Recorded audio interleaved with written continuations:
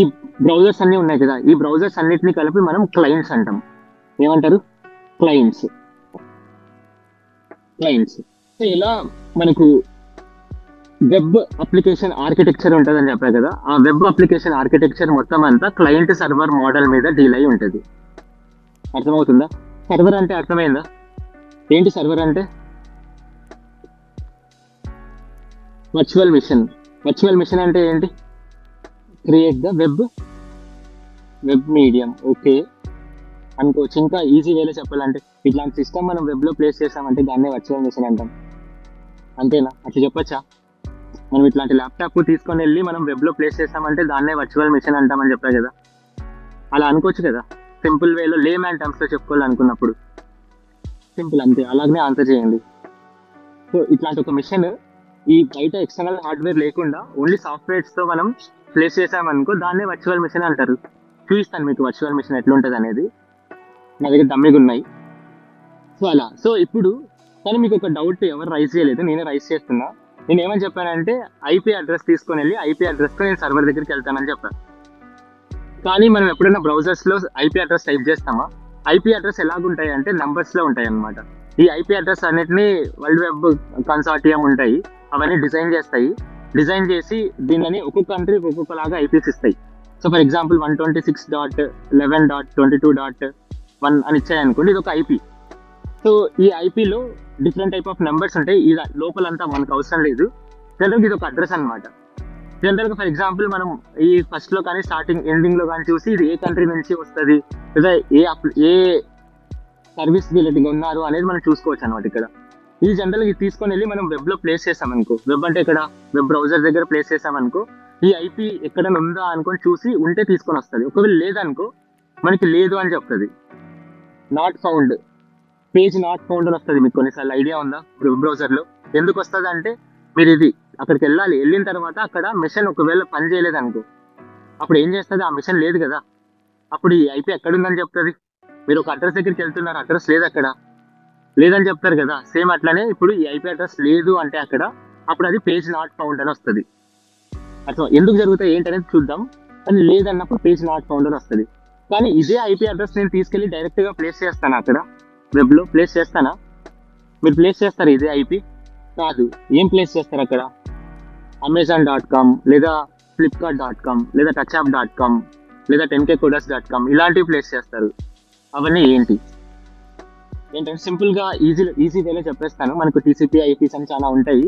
అలా కాకుండా సింపుల్గా ఏంటంటే ఫర్ ఎగ్జాంపుల్ ఇలాంటి ఐపీసే నేను యూజర్కి ప్రొవైడ్ చేశాను అనుకో. ఫర్ ఎగ్జాంపుల్ నేను ఒక అప్లికేషన్ బిల్డ్ చేసినప్పుడు ఇట్లాంటి ఒక ఐపీ నేను యూజర్కి ఇచ్చేసిన తర్వాత ఇప్పుడు ఈ ఐపీతో నా సర్వర్ ఏంటనేది ఈజీగా హిట్ చేయొచ్చు కదా, ఈజీగా అనుకోవచ్చు కదా.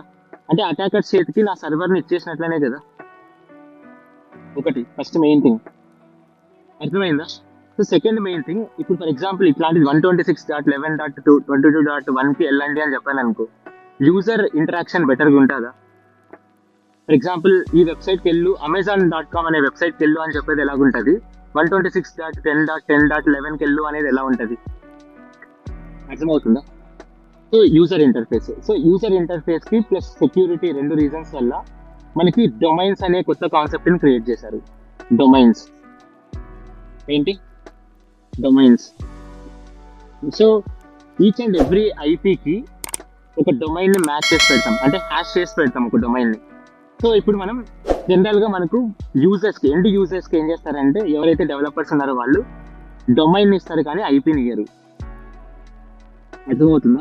సో అందుకే మీరు డొమైన్ హిట్ చేస్తారు అక్కడ. ఫర్ ఎగ్జాంపుల్ Amazon.com అని వెబ్ బ్రౌజర్లో హిట్ చేసినప్పుడు దాని వెనకాల జరిగే ప్రాసెస్ ఏంటంటే, ఈ డొమైన్ నుంచి ఐపీ లాగా చేంజ్ అయ్యి ఆ ఐపీ వెళ్ళి హిట్ తీసుకొని వచ్చి మీకు ఇస్తుంది. కానీ అది మీకు కనిపించదు, అంతే. మీకు కనిపించేది Amazon.com అని కనిపిస్తుంది, అంతే. ఎందుకంటే ఇంతకు ముందు చెప్పాను కదా రీజన్స్, అందుకు. అర్థమవుతుందా? సో ఇలా. సో ఈ దానికి ఒక ఎగ్జాంపుల్ చూపిస్తాను మీకు. లైక్ నా దగ్గర సర్వర్స్ ఉన్నాయని చెప్పాను కదా, సర్వర్స్ ఇలా ఉన్నాయని చెప్పాను కదా, దానికి ఒకసారి చూద్దాం.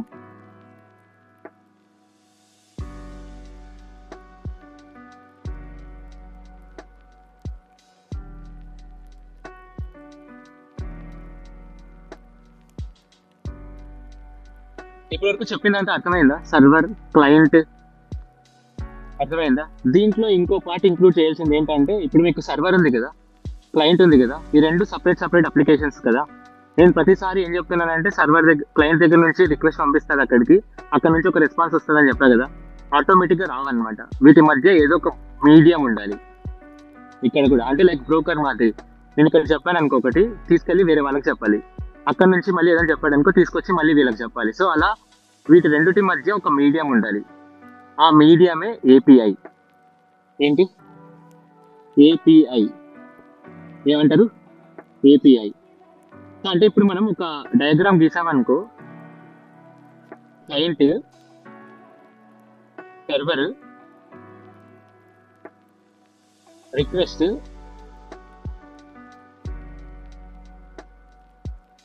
రెస్పాన్స్. సో ఈ రెస్పాన్స్ ప్రాసెస్ చేసి మనం డిస్ప్లేయింగ్ పార్ట్ చేసే వాళ్ళు ఫ్రంట్ ఎండ్ డెవలపర్స్, అంతే కదా, ఇదేగా చెప్పింది. సో ఇక్కడ రిక్వెస్ట్ పంపించినప్పుడు ఇక్కడ ఏ రిక్వెస్ట్ అని ప్రాసెస్ చేసి దాన్ని చూసే వాళ్ళు బ్యాక్ ఎండ్ డెవలపర్స్, అంతేనా? వీటి రెండింటి మధ్య రిక్వెస్ట్ రైజ్ చేసినప్పుడు, రెస్పాన్స్ ఇచ్చినప్పుడు మనకి ఇక్కడ మధ్యలో ఒక మీడియేటర్ ఉంటారని చెప్పా. ఏంటి? ఏపీఐ. ఇంతే, ఇదే మన వెబ్ అప్లికేషన్ ఆర్కిటెక్చర్ అంతే. కానీ దీన్ని ఇంకా డీప్గా వెళ్దాం. ఇది వెబ్ అప్లికేషన్ ఆర్కిటెక్చర్ అంతే, సింపుల్గా ఆ diagram. Client, server, APIs, request, response. ఇక్కడ ఫ్రంట్ ఎండ్లో వర్క్ చేసే వాళ్ళు క్లయింట్ దగ్గర ఉంటారు, బ్యాక్ ఎండ్లో వర్క్ చేసే వాళ్ళు సర్వర్ దగ్గర ఉంటారు, అంతే, సింపుల్. సో అక్కడ ఏం జరుగుతుంది అనేది ఇంకా డీప్గా తెలుసుకుందాం మనం. ఓవరాల్ ఒక ఐడియా వచ్చిందా? Client, server, logic. ఇప్పుడు లాజిక్ పార్ట్స్ అన్నీ ఎక్కడ రన్ అవుతాయి? సర్వర్ దగ్గర రన్ అవుతాయి. డిస్ప్లేయింగ్ పార్ట్ అంతా ఎక్కడ రన్ అవుతుంది? Front end. ఎక్కడ? క్లయింట్. Web application. టోటల్ అంతా కలిసి వెబ్ అప్లికేషన్. నీకు లాజిక్ పార్ట్ ఉండాలి, డిస్ప్లేయింగ్ పార్ట్ ఉండాలి, ఏపీఐ ఉండాలి, ఇంకా డేటాబేస్ కూడా వచ్చింది. డేటాబేస్ ఇంకా యాడ్ చేయలేదు మీకు, ఎందుకు అనేది చెప్తాను నెక్స్ట్. ఇదంతా కలిపి వెబ్ అప్లికేషన్.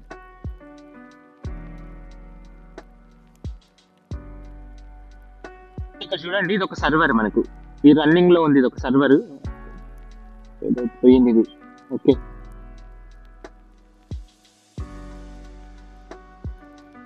సర్వర్, దీనికి ఒక ఐపీ అడ్రస్ ఉంటుంది కదా. ఫర్ ఎగ్జాంపుల్ ఈ ఐపీ అడ్రస్ తో హిట్ చేస్తున్నా. హిట్ చేసినప్పుడు నాకు ఒక అవుట్పుట్ వస్తుంది ఇక్కడ, ఓకేనా? ఇదే అవుట్పుట్ నేను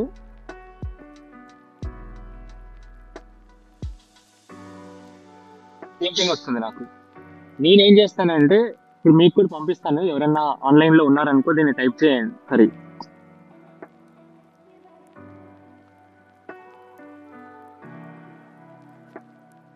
దీన్ని ఒకసారి హిట్ చేయండి, దీన్ని హిట్ చేయండి. ఇప్పుడు ఈ రెండు హిట్ చేశారనుకో, రెండు ఒకటే ఎండ్ పాయింట్ దగ్గర హిట్ చేస్తుంది. కానీ ఇక్కడ తేడా ఏంటంటే, నువ్వు ఒకసారి ఐపీతో వెళ్తున్నావు, ఇంకోసారి డొమైన్తో వెళ్తున్నావు. HF.in అనేది డొమైన్, నీకు 3 డాట్ సంథింగ్ ఏదో ఉంది కదా, ఇది ఒక ఐపీ. సో అంటే ఏంటి, ఇక్కడ నువ్వు రెండు విధాలుగా వెళ్తున్నావు. ఐపీ ద్వారా వెళ్ళొచ్చు, డొమైన్ ద్వారా కూడా వెళ్ళొచ్చు. ఎందుకు అలా వెళ్ళొచ్చు అంటే, నీకు ఆ ఐపీ అనేది డొమైన్తో మ్యాచ్ చేసి ఉంటారు కాబట్టి. మీరు డొమైన్ని కొంటారు, ఒక్కొక్క యూజర్కి ఒక్కొక్క డొమైన్ యూనిక్గా ఉంటుంది. ఫర్ ఎగ్జాంపుల్ touchup.in అని నాకు ఉందనుకోండి, అదే touchup.in అని వేరే వాళ్ళకి ఉండకూడదు. డొమైన్ని సేల్ చేస్తారనమాట. మీకు godaddy.com అని ఐడియా ఉంటే ఒక వెబ్సైట్, godaddy.comలో ఒక డొమైన్ని కొనుక్కోవచ్చు మనం. మీకు యాడ్ వస్తుంటుంది యూట్యూబ్లో, అదేదో సన్న ఐపీపీలు అన్నీ యాడ్ చేయించి ఏదో హీరో టైం ఉంటుంది, చూసారా యాడ్ని? సో ఆ డొమైన్ ఎందుకు, ఆమె మీ అప్లికేషన్ని సెక్యూర్ చేసుకోండి సంథింగ్ ఏదో చెప్తుంది. ఎందుకంటే డూప్లికేట్ కాకుండా, మీ నేమ్ డూప్లికేట్ కాకుండా మీరు కొనుక్కుంటారనమాట ఒక అప్లికేషన్ యొక్క డొమైన్ని. సో ఆ డొమైన్ తీసుకొని వచ్చి మీ ఐపీకి మ్యాచ్ చేస్తారు. సో ఇప్పుడు ఈ డొమైన్ హిట్ చేసినా, ఐపీ హిట్ చేసినా రెండు ఒకే ఎండ్ పాయింట్ దగ్గరికి వెళ్తాయి. అర్థమైందా ఇప్పుడు? అంటే ఇప్పుడు ఐపీ కాకుండా మనం డొమైన్ ఎందుకు హిట్ చేస్తాం అనేది, మీరు డొమైన్ హిట్ చేసినా, ఐపీ హిట్ చేసినా ఓవరాల్గా వెళ్ళేది ఐపీ దగ్గరికి. ఆ ఐపీ ఏంటి? Internet protocol address. దానివల్ల మనకి యూజ్ ఏంటి, నా సర్వర్ ఎక్కడుంది అనేది చూసి ఆ సర్వర్ దగ్గరికి వెళ్ళి ఆ సర్వర్ తీసుకొని వస్తుంది. అర్థమవుతుందా? సో ఆ సర్వర్ని మెయింటైన్ చేసే వాళ్ళు ఎవరు? DevOps engineer. మెయింటెనెన్స్ అంటే మీకు ఒక ఎగ్జాంపుల్ చెప్తాను, ఓకే? ఆహా ఉందా, జేఎన్టీ వెబ్సైట్స్ ఉన్నాయా? కొన్నిసార్లు బ్లాక్ అయిపోతాయి కదా అవి, రావు. ఆహా వెబ్సైట్ పవన్ కళ్యాణ్ వీడియో ఒకటి వదిలినప్పుడు బ్లాక్ అయిపోయింది, ఏమంటారు, డౌన్ అయిపోయింది, సర్వర్ డౌన్ అయిపోయింది అని చెప్పారు. లేదా జేఎన్టీయూ వెబ్సైట్స్ మీకు రిజల్ట్స్ వదిలినప్పుడు చాలా మంది వెళ్ళినప్పుడు సర్వర్ డౌన్ అయిపోయింది అని చెప్తారు. అప్పుడు మీరు జనరల్గా బయట నుంచి వచ్చే కన్వెన్షన్ ఏంటంటే మనం మాట్లాడతాం కానీ దాని యొక్క మీనింగ్ తెలియదు మనకు. బిజీగా ఉంటుంది, సర్వర్ బిజీగా ఉంటుంది కాబట్టి ఇప్పుడు లేదు, మరీ ట్రై చేయండి అంటారు. అంటే అర్థం ఏంటి సర్వర్ బిజీ బిజీ బిజీ అంటే? మల్టిపుల్ యూజర్స్ రిక్వెస్ట్ చేస్తే అది ఎందుకు అట్లా అనేది ఇప్పుడు చూద్దాం ఒకసారి. దాన్ని మెయింటైన్ చేసే వాళ్ళే డెవాప్స్ ఇంజనీర్స్. డెవాప్స్ అనేది ఒక process, it is not a application or it is not a tool. Devops అనేది ఒక ప్రాసెస్ అనమాట. Devops is a process which is used to enhance the application. A application? Web application. మన application ఒకటి ఉంటుంది కదా, application ని మన process ని ఎన్హాన్స్ చేయడానికి యూజ్ చేసే ఒక ప్రాసెస్ డెవాప్స్ అనేది. దాంట్లో ఉండే వాళ్ళే డెవాప్స్ ఇంజనీర్స్. కానీ వాళ్ళు ఏం చేస్తారు, డెవాప్స్ ఒక ఆల్గరిథం గీస్తారు, ఇట్లా ఉండాలి ఇట్లా ఉండాలి, ఇది ఇట్లా జరగాలి ఇది ఇట్లా జరగాలి, నా సర్వర్ ఇట్లా ఉండాలి, నా సర్వర్లో ఇంత కెపాసిటీ ఉండాలి అని ఒక ఆల్గరిథమ్స్ ఇస్తారనమాట వాళ్ళు. అర్థమవుతుంది? అదొక ప్రాసెస్ అంతే, అదొక సాఫ్ట్వేర్ ఏదో కాదు. DevOps is a process which is used to enhance the process of creating an application. ఒక అప్లికేషన్ క్రియేట్ చేసుకునే దానికి మనం ఏ వేస్ యూజ్ చేస్తే బెటర్గా ఉంటుంది అని ఒక ప్రాసెస్ని బిల్డ్ చేసి మనకి ఇచ్చే వాళ్ళే డెవాప్స్ ఇంజనీర్స్, డెవాప్స్ మీద వర్క్ చేసే వాళ్ళు. దాంట్లో ఒక పార్టే AWS. దాంట్లో ఏం చేస్తారంటే మెషిన్ని క్రియేట్ చేసుకుంటారు. మీకు ఇప్పుడు ఈ ఎగ్జాంపుల్ చెప్పిన తర్వాత అర్థమవుతుంది చూడండి ఎందుకు ఎన్హాన్స్మెంట్ అనేది. సో సపోజ్ ఇప్పుడు నేను ఇక్కడ అప్లికేషన్ ఉంది, సర్వర్ ఉంది. సర్వర్ అంటే ఏంటి?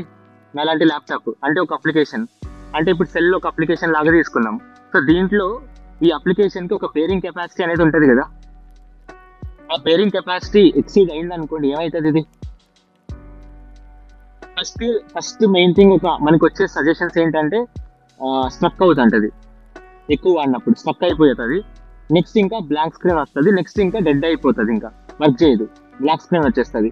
సో దీన్నే సెల్ డౌన్ అంటాం మనం. సెల్ డౌన్ అయిపోయింది, సెల్ అప్లికేషన్ డౌన్ అయిపోయింది. సో సేమ్ థింగ్, ఇట్లాంటి సెల్లే ల్యాప్టాప్ కూడా ఒక అప్లికేషన్ కదా. మీరు 2GB ర్యామ్ ఉన్న ఒక ల్యాప్టాప్ తీసుకొని, ఇప్పుడు లేదు, ఒకవేళ ఉంటే అట్లాంటి ల్యాప్టాప్ తీసుకొని దాంట్లో మనం వైసీటీ కానీ ఏదైనా ఆడుతున్నాం అనుకో ఇంతకుముందు, సో ఫస్ట్ స్ట్రక్ అయిపోతుంది, దాని తర్వాత కొద్దిసేపు తర్వాత బ్లాంక్ అయిపోతుంది, తర్వాత డెడ్ అవుతుంది. ఎందుకంటే దానికంటే ఒక బేరింగ్ కెపాసిటీ ఉంటుంది. ఆ బేరింగ్ కెపాసిటీ ఎక్సీడ్ అయింది అనుకోండి, అది వర్క్ చేయలేదు, హీట్ అయిపోయి బ్లాక్ అయిపోతుంది. అట్లనే ఇప్పుడు సర్వర్ అనేది ఏంటి?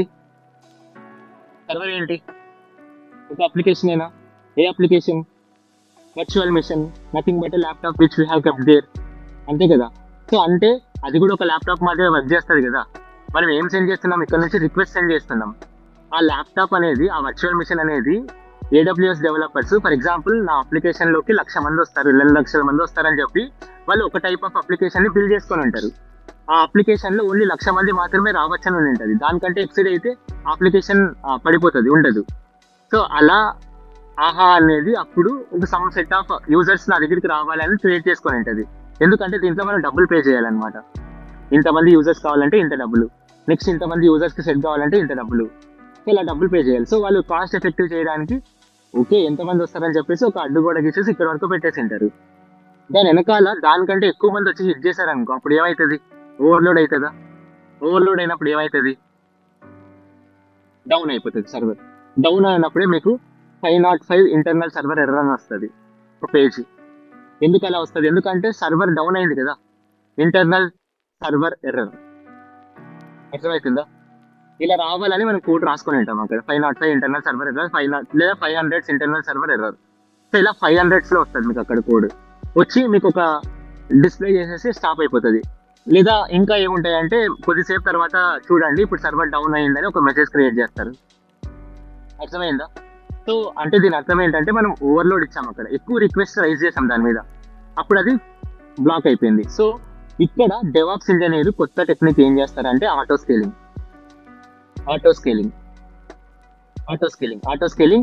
సో దీని అర్థం ఏంటంటే, ఫర్ ఎగ్జాంపుల్ నా దగ్గర ఒక సర్వర్ ఉంది, ఫర్ ఎగ్జాంపుల్ ఈ సర్వర్ ఒక 10 మందిని తీసుకోగలదు.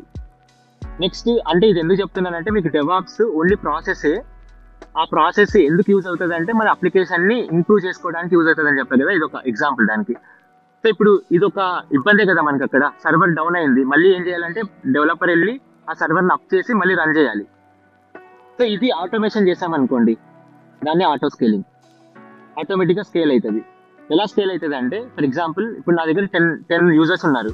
దీనికి ఒక మాక్సిమం కెపాసిటీ పెడతాం. ఫర్ ఎగ్జాంపుల్ 50% కెపాసిటీ కంటే పైన వెళ్ళిపోయింది అంటే ఒక రూల్ పెడతాం అనమాట. 50% కెపాసిటీ కంటే పైన వెళ్ళిపోయిందంటే ఇట్లాంటి సర్వరే ఇంకోటి ఆటోమేటిక్గా రెప్లికేట్ క్రియేట్ చేయి, క్లోన్ క్రియేట్ చేసుకో. నువ్వే ఆటోమేటిక్గా క్రియేట్ చేసుకొని ఇప్పుడు మనకు వచ్చే రిక్వెస్ట్ని సగం వీటికి పంపి అని చెప్తాం. అప్పుడు ఏమవుతుంది, ఎక్కువ ప్రెషర్ ఒక దాని మీదే పడదు కదా, 2 దాని మీద పడుతుంది. ఒకవేళ దీని మీద కూడా ఎక్కువ ప్రెషర్ పడుతుంది అనుకో, 50-50 మళ్ళీ అయింది అనుకోండి, మళ్ళీ ఇంకోటి క్రియేట్ చేస్తాయి. అలా ఎన్ని క్రియేట్ చేసుకోవాలనేది కూడా మనం చెప్తాం. అర్థమైందా? ఈ ప్రాసెస్ బిల్డ్ చేసి ఈ ప్రాసెస్ ఇంప్లిమెంట్ చేస్తారు కదా, ఎవరు చేస్తారు? డెవాప్స్. ఇప్పుడు డెవాప్స్ ఏం చేసింది ఇక్కడ, ఒక వెబ్సైట్ని ఎన్హాన్స్ చేయడానికి యూజ్ అయింది కదా ఇక్కడ. అర్థమవుతుందా? దీన్ని ఆటో స్కేలింగ్ అంటారు జనరల్గా. ఆటోమేటిక్గా స్కేల్ అవుతుంది కదా. ఆటో స్కేలింగ్ సంథింగ్ మీకు అది అవసరం లేదు, AWS టాపిక్. కానీ ఈ ప్రాసెస్ అర్థమైందా, ఎందుకు డెవాప్స్ అనేది ఒక ప్రాసెస్ అని చెప్పా. It is used to enhance the web page application create చేసేటప్పుడు ఎన్హాన్స్ చేసుకోవడానికి ఒక ప్రాసెస్ అంతే. ఆ ప్రాసెస్లో different type of tools use చేసుకుంటారు మీరు. అర్థమైందా? ఇది. సో ఇక్కడ ఆ సర్వర్ ఒక బేరింగ్ కెపాసిటీ ఉంటుంది, ఆ సర్వర్కి ఒక IP అడ్రస్ ఉంటుంది, ఆ సర్వర్ దగ్గరికి వెళ్ళడానికి. ఆ సర్వర్ లోపల ఒక లాజిక్ పార్ట్ రన్ అవుతూ ఉంటుంది. ఇప్పుడు నా దగ్గర ఏం రన్ అయింది, ఆ పేజ్ ఉంది కదా, ఆ పేజ్ రన్ అవుతుంది నాకు. అర్థమవుతుందా? నేను అక్కడికి వెళ్ళి ఆ పేజ్ నాకు కావాలని అడిగితే అది పంపించింది, నేను బ్రౌజర్లో చూసుకున్నా. ఇది ఇప్పుడు ఎట్లా చూసుకుంటాం అనేది మనం ఫ్రంట్ ఎండ్ డెవలపర్స్ డీల్ చేస్తారు. ఫర్ ఎగ్జాంపుల్, సింపుల్గా ఒక ఎగ్జాంపుల్ చెప్తాను మీకు. సో ఇప్పుడు మీరు ఇన్స్టాగ్రామ్ ఉంది. ఇన్స్టాగ్రామ్లో ఫస్ట్ మీరు లాగిన్ చేస్తారు కదా, లాగిన్ చేసేదానికి ముందు రిజిస్టర్ చేసుకుంటారు కదా, రిజిస్టర్. సో రిజిస్టర్ అన్నప్పుడు మనకి ఇక్కడ ఒక ఆ పేజ్ లోపల రెక్టాంగులర్ బాక్స్ కావాలి. ఆ రెక్టాంగులర్ బాక్స్ కావాలనుకున్నప్పుడు ఫ్రంట్ ఎండ్ లోపల మనం చూసే పార్ట్ అంతా ఫ్రంట్ ఎండే కదా, ఆ ఫ్రంట్ ఎండ్ లోపల డిఫరెంట్ టైప్ ఆఫ్ లాంగ్వేజెస్ కావాలి కదా, అంతే కదా. డిఫరెంట్ టైప్ ఆఫ్ లాంగ్వేజెస్ ఉంటేనే ఆ ఫ్రంట్ ఎండ్లో చూసే పార్ట్ మీద వర్క్ చేసుకోవచ్చు మనం. సో అలా అక్కడ ఉండే లాంగ్వేజెస్ ఏమంటే HTML, CSS, JavaScript. బేసిక్ లెవెల్లో చెప్తున్నా నేను. Markup languages, styling sheets, scripting languages. అర్థమవుతుందా? దాంట్లో HTML, CSS, JavaScript. HTML ఏం చేస్తుంది అంటే, దీని ఎగ్జాంపుల్ తీసుకొని చెప్తున్నా. HTML ఏం చేస్తుందంటే, ఇక్కడ ఈ రెక్టాంగులర్ బాక్సెస్ ఉన్నాయి కదా, ఆ రెక్టాంగులర్ బాక్సెస్ ఇస్తుంది మనకు ఒక పేజ్లో. ఆ రెక్టాంగులర్ బాక్సెస్ ఎలా స్టైల్ చేయాలి అంటే, సెంటర్లో ఉండాలి, రెడ్ కలర్లో ఉండాలి, లేదా దాని చుట్టూ నాకు ఏదన్నా డిఫరెంట్ కలర్ రావాలి అనుకున్నప్పుడు క్యాస్కేడింగ్ స్టైలింగ్ షీట్స్, CSS. అర్థమైందా? సో దీని తర్వాత ఇది డైనమిక్గా వర్క్ కావాలి అంటే, ఫర్ ఎగ్జాంపుల్ దీంట్లో వాల్యూస్ ఏదైనా ఎంటర్ చేస్తే ఆ వాల్యూస్ నేను తీసుకోవాలి, నా దగ్గర కావాలి ఆ వాల్యూస్ తీసుకోవాలి అనుకున్నప్పుడు డైనమిక్ థింగ్. అలా డైనమిక్ థింగ్ వర్క్ కావాలనుకున్నప్పుడు JavaScript. ఫర్ సపోజ్ ఇదే బిల్డింగ్ని మనం అనుకున్నాం అనుకో, బిల్డింగ్ ఫస్ట్ కన్స్ట్రక్షన్ స్టేజ్లో ఉన్నప్పుడు స్కెలిటన్ ఉంటుంది. ఆ స్కెలిటన్ అంతా ఒక రా స్ట్రక్చర్. ఆ రా స్ట్రక్చర్ మనం HTML అనుకోవచ్చు. ఆ రా స్ట్రక్చర్ మీద ప్లాస్టరింగ్ చేసి నీట్గా పెయింట్ కొట్టి సెల్ఫ్ ఇచ్చి ఒక్కో సెల్ఫ్ ఇక్కడ ఉండాలని అరేంజ్ చేసుకున్నాము. అది CSS ద్వారా చేస్తాం. అరేంజ్ చేసిన తర్వాత అన్ని అరేంజ్ చేసాం, కానీ దీంట్లో కరెంట్ లేదనుకో, ఒక డబ్బా లాగానే ఉంటుంది ఇది. సో ఆ కరెంట్ ఏదైతే వస్తుందో అది JavaScript. అర్థమవుతుందా? ఇంకా సింపుల్గా చెప్పాలనుకున్నప్పుడు జనరల్గా ఒక ఎగ్జాంపుల్ తీసుకుంటారు అందరూ, కన్వెన్షన్ లాగా మన స్కెలిటన్ని తీసుకుంటారు.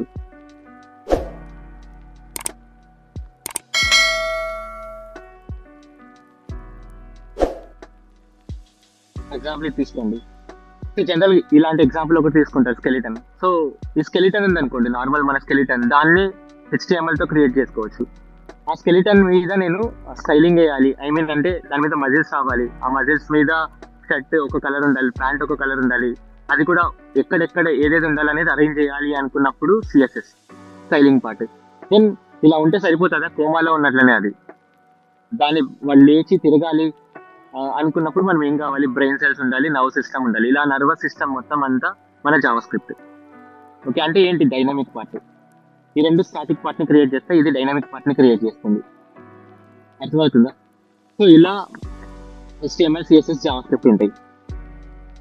సో ఇలాంటి లాంగ్వేజెస్ యూజ్ చేసుకొని నేను ఇక్కడ ఇలాంటి ఒక టెంప్లెట్ని క్రియేట్ చేసుకుంటా. ఏముంటాయి, నాకు 4 రెక్టాంగులర్ బాక్సెస్ ఉన్నాయి, దాని కింద ఒక బటన్ ఉంటుంది, రిజిస్టర్ అనే ఒక బటన్ ఉంటుంది. సో అంటే ఇప్పుడు మనం ఈ రెక్టాంగులర్ బాక్సెస్ HTML తో క్రియేట్ చేస్తాం. ఆ HTML తర్వాత ఆ రెక్టాంగులర్ బాక్సెస్ నాకు సెంటర్లో రావాలి, దాని వెనకాల రెడ్ కలర్ ఉండాలి, ఒక్కొక్కటి నేను క్లిక్ చేస్తున్నప్పుడు నాకు డిఫరెంట్ కలర్స్ రావాలి అనేది దేంతో చేస్తాం? CSS తో చేస్తాం. చేసిన తర్వాత దీంట్లో ఉన్న ఏదైతే వాల్యూస్ ఫిల్ చేస్తామో ఆ వాల్యూస్ని గెట్ చేయాలంటే ఏం చేస్తాం? జావా స్క్రిప్ట్ యూజ్ చేస్తాం. సో అక్కడి వరకు ఫ్రంట్ ఎండ్ పార్ట్ వస్తుంది. సో దీని లోపల ఇలా క్రియేట్ చేసాం, వాల్యూస్ రాసి నేను వాల్యూస్ గెట్ చేస్తున్నా. అర్థమవుతుందా? గెట్ చేసిన తర్వాత నేను ఏం చేస్తానంటే ఇక్కడ ఒక ఏపీఐకి ఈ వాల్యూస్ ఇస్తా. ఓకే, ఫర్ ఎగ్జాంపుల్ ఆ ఏపీఐకి వాల్యూస్ ఇచ్చేది స్టాప్ చేయండి, వద్దు నాకు. నేను ఈ బ్రౌజర్ ఉంది కదా, ఈ బ్రౌజర్లోనే కదా జరిగేది ఇదంతా. ఆ బ్రౌజర్లోనే నేను స్టోర్ చేసుకోవచ్చు వాల్యూస్ని. అర్థమవుతుందా? లోకల్ స్టోరేజ్ సంథింగ్ ఏదో ఒకటి ఉంటుంది, కుకీస్ లోకల్ స్టోరేజ్ ఏదో ఒకటి ఉంటుంది. ఆ బ్రౌజర్లోనే నేను స్టోర్ చేసుకోవచ్చు. కానీ బ్రౌజర్లో స్టోర్ చేసుకుంటే నాకు కొన్ని ఇష్యూస్ ఉన్నాయి. ఆ ఇష్యూస్ ఏంటనే చెప్తారా? నేను ఎక్కడికి పంపించాను బయటికి.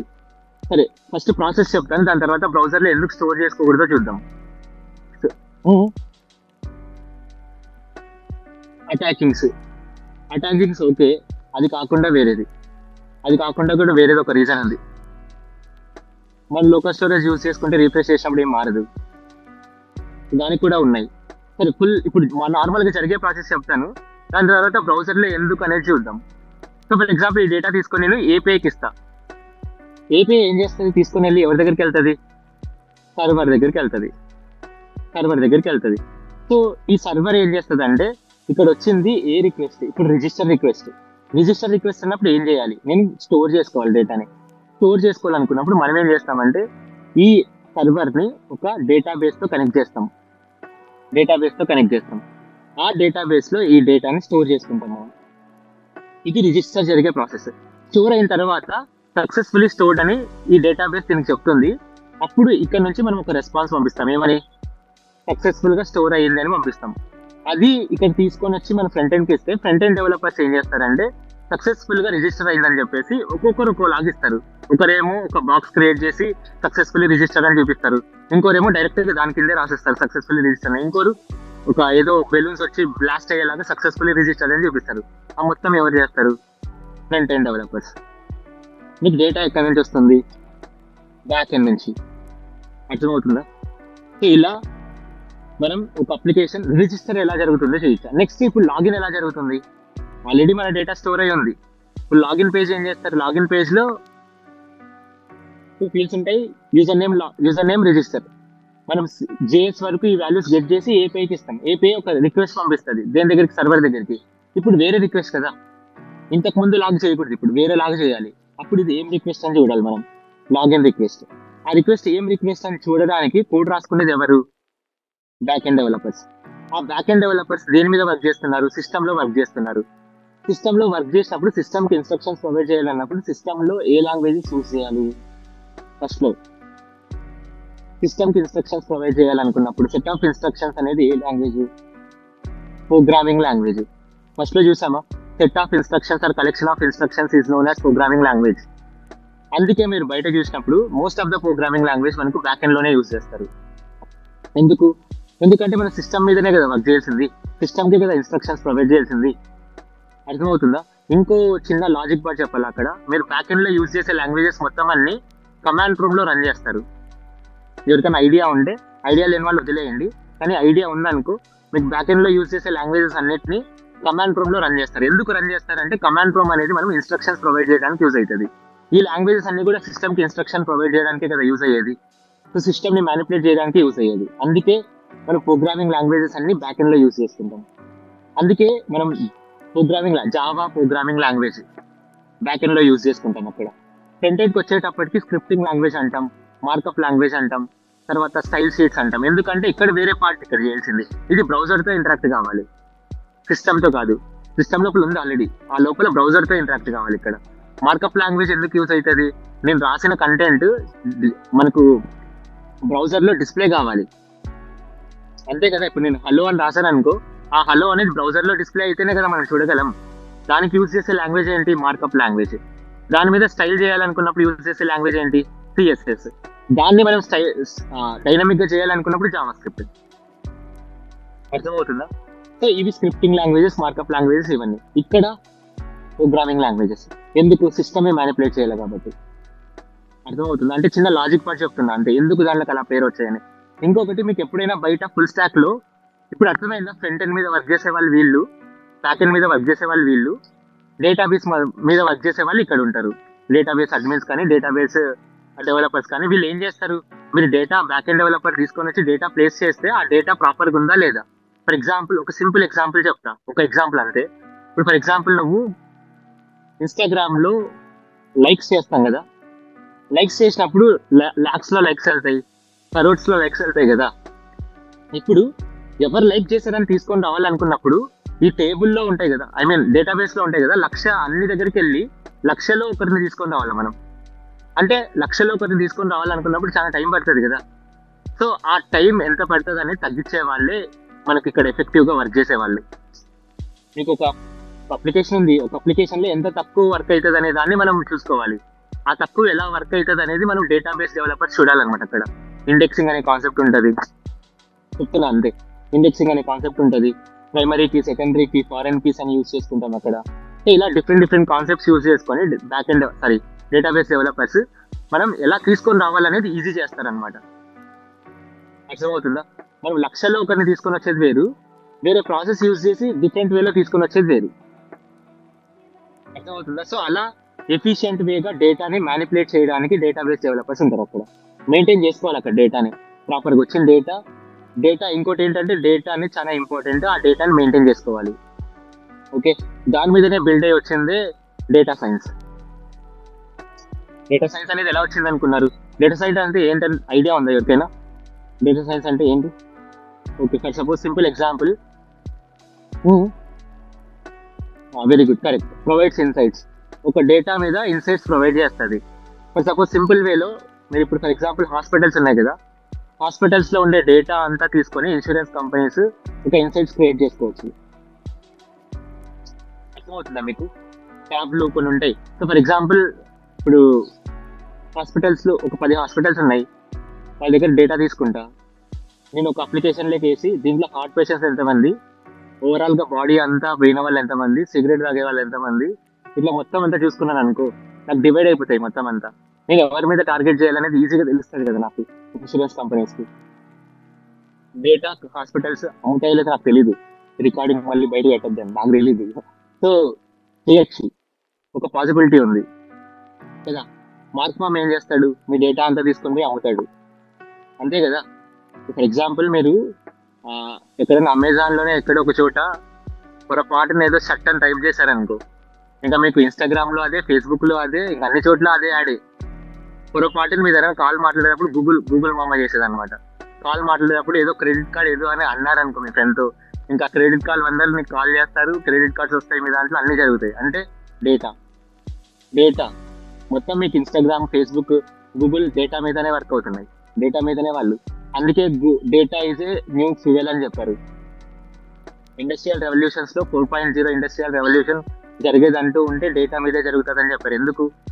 ఎందుకంటే డేటా అనేది అంత ఇంపార్టెంట్ కాబట్టి ఇప్పుడు. అర్థమవుతుందా? మీ డేటా ఉందనుకోండి, నేను ఏ విధంగా అయినా నేను టార్చర్ చేయొచ్చు, లేదా నేను ఏ విధంగా అయినా మ్యానిపులేట్ చేసుకోవచ్చు. నేను మీ సెల్ హ్యాక్ చేస్తే చాలు, మీ చరిత్ర అంతా తెలిసిపోతుంది, అంతే కదా ఇప్పట్లో, అంతే కదా. సో కాబట్టి డేటా అనేది అంత ఇంపార్టెంట్ మనకి ఇప్పుడున్న వరల్డ్లో. అర్థమవుతుందా? అందుకే మన ఇండియా కూడా సమ్ చైనీస్ యాప్స్ ఇవన్నీ ఎందుకు బ్యాన్ చేసిందంటే, ఒకటి జియో పాలిటిక్స్ రీజన్స్ వల్ల, ఇంకోటి ఏంటంటే ఫర్ ఎగ్జాంపుల్ టిక్ టాక్ అనుకోండి. ఫర్ ఎగ్జాంపుల్గా చెప్తున్నా, tick talk most of the people ఎంతమంది ఉంటారు, 18 to 25 లేదా 18 to 30 ఉండే పీపుల్, లేదా 15 to 30 ఉండే పీపులే కదా ఎక్కువ దాంట్లో నిమగ్నమై ఉండేది. ఇప్పుడు టిక్ టాక్లో ఒకరి మీద వేసేసి వాళ్ళని దాని మీద అడిక్ట్ చేసేసాను అనుకో, ఇప్పుడు ఈ ఏజ్ గ్రూప్లో ఉన్న వాళ్ళని ఏం పని చేయకుండా దీంట్లో పెట్టేసినట్లే అయిపోతుంది కదా. అంటే ఇంకో పర్స్పెక్టివ్ చెప్తున్నా మీకు, అప్పుడు ఆ ఎకానమీని దెబ్బ కొట్టచ్చు కదా. మీకు అర్థమవుతుందా నేను చెప్పే పాయింట్? జియో పాలిటిక్స్లో చెప్తున్నా నేను. ఎగ్జాంపుల్ టిక్ టాక్ అనే యాప్ తీసుకొని వచ్చి, మరి ఇన్స్టాగ్రామ్ చేసేసింది మళ్ళీ అది. సో టిక్ టాక్ అనే యాప్ తీసుకొని వచ్చి ఈ ఏజ్ గ్రూప్ వాళ్ళు ఉన్న వాళ్ళని మనం టార్గెట్ చేసి వాళ్ళని ఒక వరల్డ్లోకి తీసుకొని వెళ్ళి దాంట్లో చేసేసాం. ఫర్ ఎగ్జాంపుల్ లైక్స్ రావాలి, కామెంట్స్ కావాలి, ఇంతమంది వ్యూ చేయాలి, అది కాకపోతే నేను విచ్చన్న అయిపోతా, ఆ పాయింట్ ఆఫ్ వ్యూలోకి తీసుకొని వచ్చేసాను అనుకో ఫర్ సపోజ్.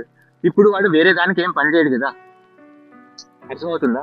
సో అట్లా కూడా చేయొచ్చు కదా మనం వారు. అర్థమవుతుందా మీకు? సో అట్లా కూడా చేయొచ్చు అని చెప్తున్నా వారు. ఎట్లయినా ఉండనవసరం లేదు, కత్తులు పట్టుకొని చేయనవసరం లేదు. ఇప్పుడు డేటాతో కూడా వార్ చేయొచ్చు, ఇండైరెక్ట్ గా వార్ చేయొచ్చు మీరు. అర్థమవుతుందా? సో ఇలా కూడా చేయొచ్చు. సో